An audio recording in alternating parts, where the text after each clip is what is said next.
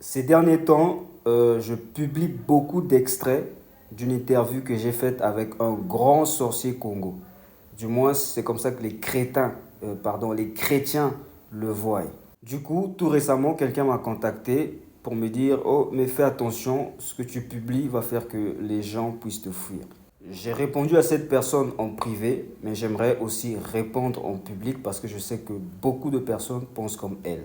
Que les gens puissent me fuir, en quoi c'est mon problème? Les personnes qui réfléchissent souvent comme ça, ce sont des personnes souvent trop chrétiennes ou trop musulmanes. Mais je m'en fous. Tout simplement parce que je pense que nous ne sommes pas tous issus d'un même rayon d'incarnation.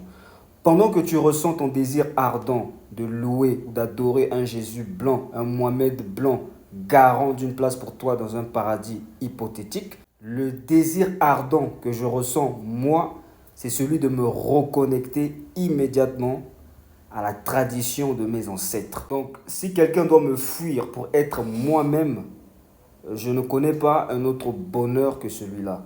Les chrétiens, pour moi, sont comme des lions qui se comportent comme des moutons. Moi, j'aspire à être un lion qui se comporte comme un lion. Je suis africain et il est hors de question que je mette en avant les conneries des autres avant ma propre tradition. Je tiens donc à dire à tous ceux qui veulent me fuir parce que je veux rester dans ma tradition, parce que je fais la promotion de ma propre tradition, de ne pas hésiter, partez, parce que vous ne me servez pas probablement à grand-chose de toutes les façons. Nos traditions ont été diabolisées à l'ère du poisson. Nous sommes à l'ère du Verseau.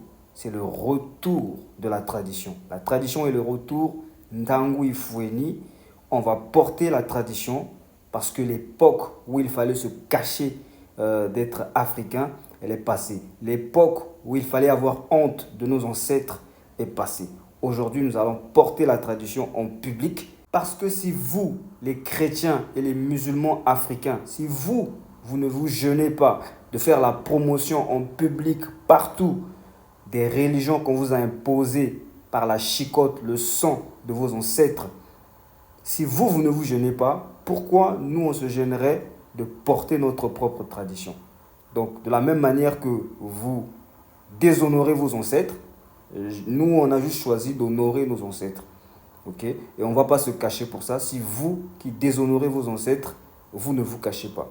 Donc, on ne vous empêche pas d'être chrétien, musulman. Soyez des chrétiens, soyez musulmans, mais acceptez qu'il y en a qui ont choisi la voie de l'authenticité.